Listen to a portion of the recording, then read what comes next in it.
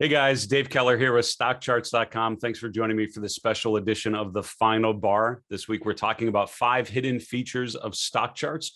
These are areas of the platform that I find people underuse, underappreciate, and could add some value to their thinking. I've used StockCharts for a number of years, but really in the last couple of years after joining StockCharts as the chief market strategist, I've been able to spend a lot more time thinking about and using the platform more and more as an important part of my process. And I've learned a lot about just all the different bells and whistles, all the ways you can customize the platform, and just a lot of content that's sort of below the surface that I think could be of value. Today, we're going to talk about a sort of an interesting part of the platform. It's really a community-oriented part of the platform in some ways. It's called the SharpCharts Voyeur. And what it is basically a look at what charts other people are creating. As I mentioned in one of the previous videos this week, I learned a great deal from trying to, use StockCharts on my own. And again, when people are just getting started with any platform, I always tell them the best way to do it is to try to answer questions just using that platform. So what is the dollar doing? How are small caps doing relative to large caps? What's breadth look like today? Those sort of questions, if you can create a chart to answer those questions, then you're figuring it out. Then use the support desk or the help desk, whatever you can access, and experts around you to try to help you make sense of or help you figure out how to answer those particular questions. I find that's often better than trying to go through like a class or something. Just trying to answer questions using the platform, and usually will force you to create some really cool stuff.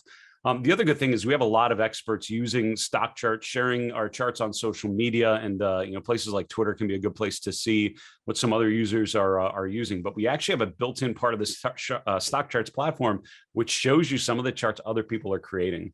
If you go to Charts and Tools in the upper left corner, on the right side here somewhere, we see this one, SharpCharts Voyeur.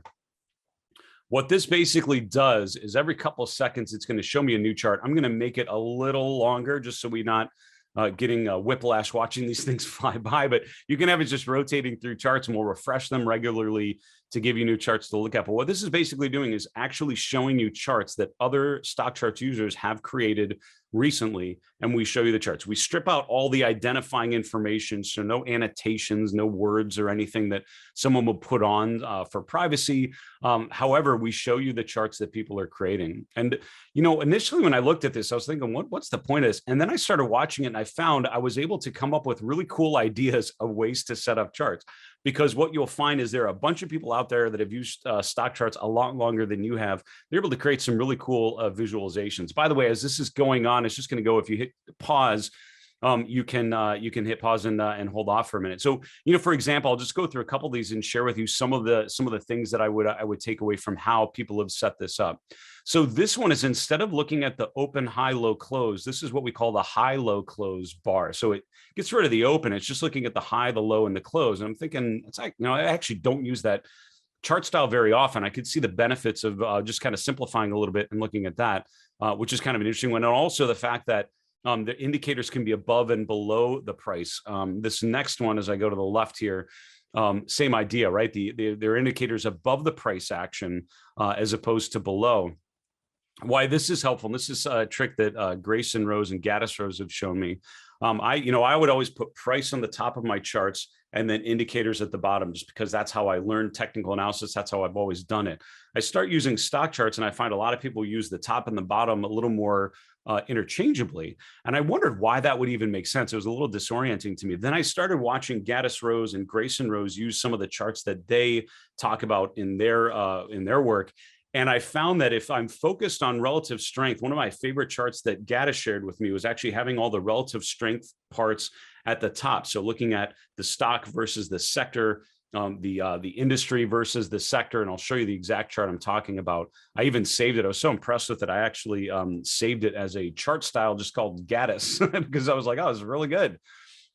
Here it is. So it has the relative strength at the top. What's really cool about it is when you bring up the chart, you don't see the price action. You're just focused on the relative strength. And I think that's ingenious, because instead of immediately going to what's happening today, instead of focusing on the price action, if my goal is to outperform a benchmark, outperform a passive product, why not focus on the relative performance to start with. So by putting all of those in the top of the chart and then putting the the price action actually below the fold, right? Think of it like below the fold on a newspaper, or below the fold of the front page.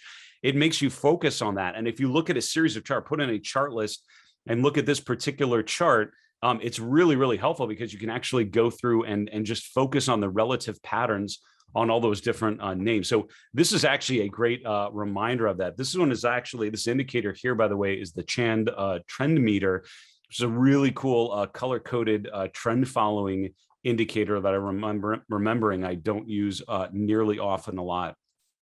Let's see what else we can find here. This one is a great reminder. I don't actually use the price labels on StockCharts very often, and I'd forgotten that was a feature that we have. I don't use it very often, and then sometimes I wish I did because I'm trying to focus on a particular price point. That's actually a feature. You come on here to price labels, and it'll automatically pop these little things on here. And I find sometimes I'll toggle them on, and sometimes, and most of the time I don't, because I'm looking for a nice clean chart. But if you're really trying to focus on support and resistance levels, that can be a really way of just bringing those right to the top. So again, what's great about the Voyeur is you're seeing how other people are doing it. You're immediately remembering, all right, that's a feature I probably could have used, and I don't. And I think some people get a little too rigid into their approach to technical analysis. I've often been pretty open-minded. So my goal has been, someone else is using technical analysis in some way and they seem to be making money with it, I'm going to want to learn it. That's what's led me to explore Gann analysis and Elliott wave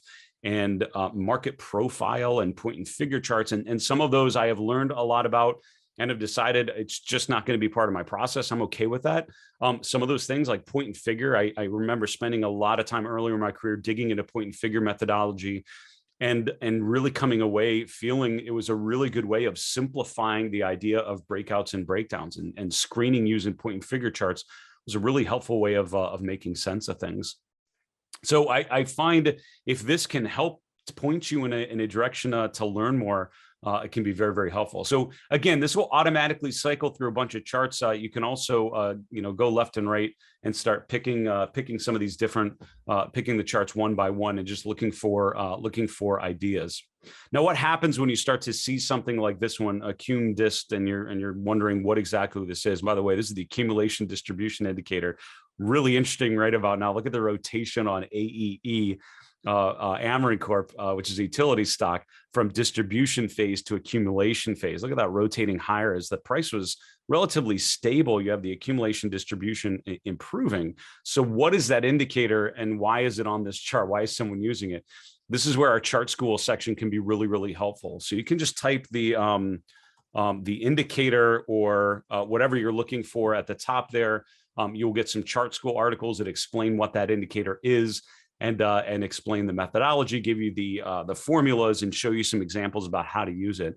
So I found that the SharpCharts Voyeur function can be a great way to learn about indicators that maybe you've heard of and you've not actually used, and it's just a great nudge to say, oh yeah, I've seen that before. And this one, by the way, is one that I know Tom Bowley uses. Grayson Rose often refers to this one in his charts. And it's really helpful. It's actually a play on money flow. It's a play on advancing, declining trends, and really a volume-based indicator. It's essentially an improvement on balance volume is how I would probably generally describe it. A number of different indicators are trying to improve on that use of volume. So if you look at just daily volume readings, something like accumulation distribution gives you more of the idea of the trend in volume over time. So again, by starting with the SharpCharts Voyeur and then going to the chart school articles, you can actually learn particular ideas about how to use those and see how they relate to other indicators. And maybe there's a way you can upgrade your toolkit by paying attention to some of those as well. Now, the SharpCharts Voyeur is obviously just one example, and these are charts that other users are creating. I learned a great deal about how to use the platform earlier on by paying attention to what the experts were using, right? Looking at people that were putting comments out on Twitter and looking at how they were using StockCharts to do that, but also using our experts that are part of the StockCharts community. If you go to the articles tab, any one of these articles will highlight a chart from StockCharts. In this case, Julius de Kempener using the RRG methodology, Aaron Swenlin from Decision Point using some of their Decision Point indicators like PMO and others. that are embedded into the platform. Miss Schneider does a great job using our ACP platform and some of her proprietary indicators, along with other conventional indicators, to relate some of the trend analysis using different components of the technical toolkit. But looking at my own indicator, my own articles, which my page is called The Mindful Investor.